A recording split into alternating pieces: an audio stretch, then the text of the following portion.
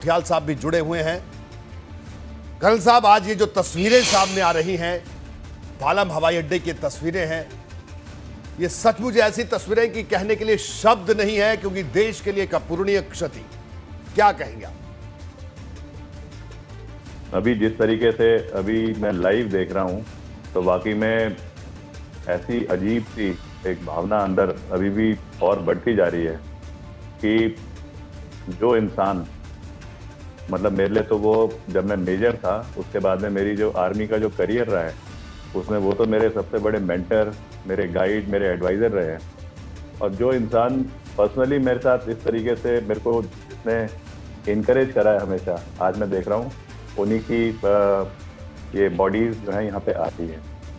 पहले क्या हुआ, जब ये कल खबर आई थी कि जनरल बिपिन रावत का हेलीकॉप्टर क्रैश हो गया है, तो तब भी ना हमें उम्मीद थी कि शायद इतना बड़ा हादसा होने के बाद भी ये फेटल कैजुअलिटी नहीं होगी। क्योंकि मेरे को तब याद आ रहा था जब ये 3 कोर कमांडर थे दीमापुर में, उस टाइम पे किसी ऑपरेशनल रिक्वायरमेंट की वजह से ये एक हेलीकॉप्टर में जा रहे थे किसी एरिया में, और हेलीकॉप्टर क्रैश हो गया था। उस टाइम पे भी ये बच करके आए।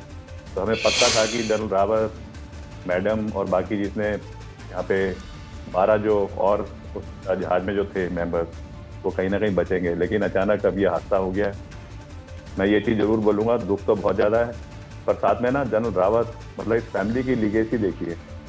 जनरल रावत के जो फादर, अभी नौटियाल सर बता रहे थे, जनरल रावत के फादर गढ़वाल, पौड़ी गढ़वाल से, और फर्स्ट गढ़वाल में एक सिपाही भर्ती हुए, राइफलमैन।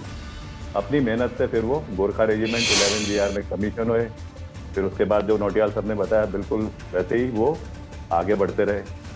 उन्होंने आर्मी करियर में ब्रिगेड 2 बार ब्रिगेडियर रहे वो, 5 सेक्टर राष्ट्रीय राइफल, क्योंकि कश्मीर घाटी के उस इलाके में जहाँ पे खतरनाक आतंकवादियों का इन्फ्लुएंस है, वहाँ पे इन्होंने अपनी तीनों यूनिट और इफेक्टिव कमांड दिखा करके आतंकवादियों का जो सिस्टम होता है वो तोड़ा।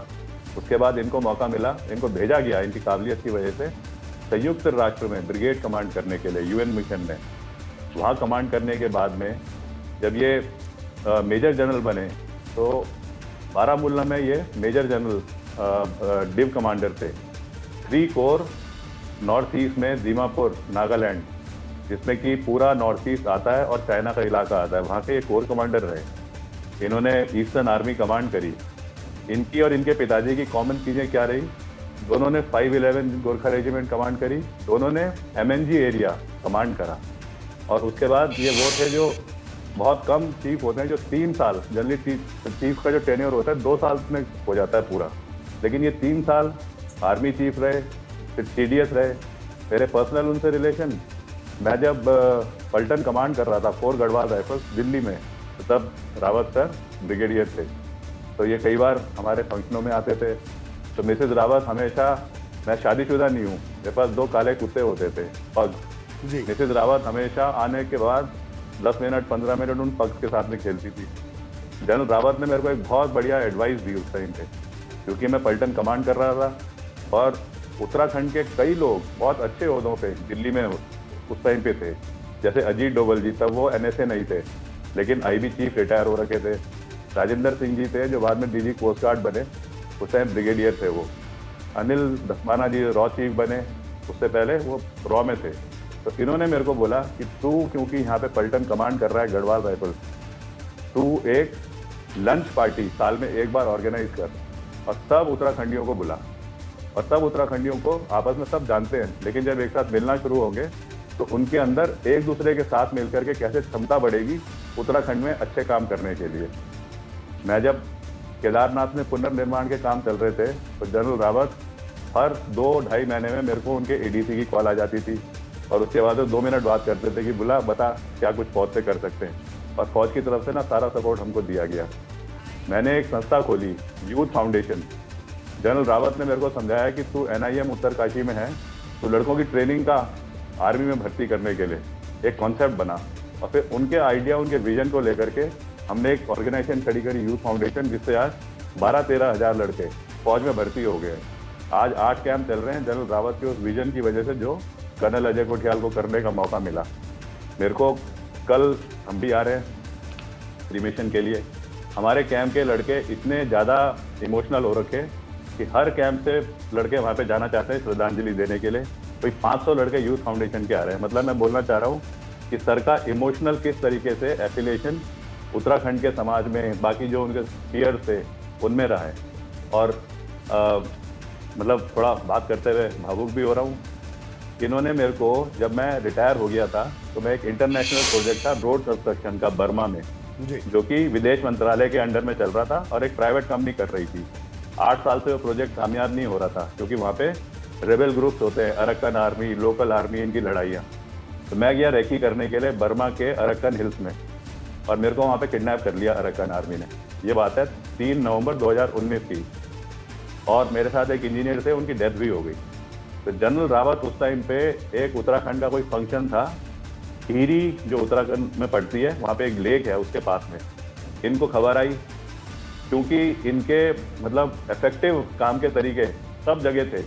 तो इन्होंने फिर प्रेशर डालना शुरू करा अरक्कन आर्मी के ऊपर, म्यांमार आर्मी के ऊपर, लोकल्स के ऊपर, और हमको रिलीज कर दिया गया, जानते हुए कि ये प्रोजेक्ट बहुत इंपॉर्टेंट है। मैं दोबारा से, जब इन्होंने मेरे को इनकरेज करा कि तू ना दोबारा जा और इस प्रोजेक्ट को आगे बढ़ा।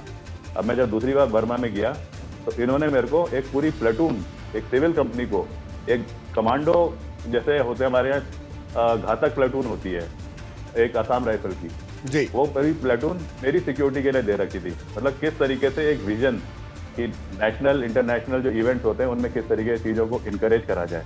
आज जनरल रावत नहीं रहे, मैं क्योंकि उत्तराखंड के उस पावन जगह से आता हूँ जहाँ पे बद्री विशाल जी का मंदिर है, केदारनाथ के इलाके में मैंने काम करा है। हमको बोलते ही भोले का फौजी है। यहाँ पे कालिका माता का मंदिर है जहाँ पे की दुआएं दी जाती है, जहाँ से दुआएं ली जाती हैं। मैं पक्का आज यहाँ से पूरे उत्तराखंड की तरफ से देख रहा हूँ और सब दुआएं कर रहे हैं कि ये हादसा हो गया जो कि वापस तो नहीं हो सकता, लेकिन इसके साथ में जो एक ग्रुप कैप्टन वरुण सिंह, जिनको कि पहले शौर्य चक्र मिल रहा था, वो अभी हॉस्पिटल में है, और उनके लिए हम सब दुआएं करें कि वाकई में अगर वो उठ करके आ जाएं तो एक बहुत पॉजिटिव मैसेज जाएगा। इतने बड़े डिजास्टर के बाद, इतने बड़े हादसे के बाद कहीं थोड़ी सी एक अच्छी खबर जरूर आएगी। और मेरे को पक्का यकीन है सब लोग इस चीज़ को देख रहे हैं। कल हम भी आ रहे हैं, कल सुबह घर में जाएंगे 11 बजे। मेरे जो पहले कमांडिंग ऑफिसर हैं वो जनरल बिपिन रावत के सगे मौसी के लड़के हैं, ब्रिगेडियर शिवेंद्र सिंह, जिन्होंने 10 गढ़वाल फिर यूएन मिशन में कमांड करी। कल हम आ रहे हैं सर के साथ में भी, और इस इवेंट में तो खैर अब हम क्या बोले, पर एक अच्छी फीलिंग को लेकर के हम जरूर अपनी श्रद्धांजलि देने आए। जी, तो बिल्कुल कर्नल कुठियाल साहब ने भी अपना संस्मरण बताया, और साथ ही साथ हमारे साथ कर्नल सीएम नौटियाल साहब भी हैं, उन्होंने भी अपनी तमाम बातें बताई। लेकिन मैं एक बार फिर से आपको ये तस्वीरें दिखा दूं, ये सीधी तस्वीरें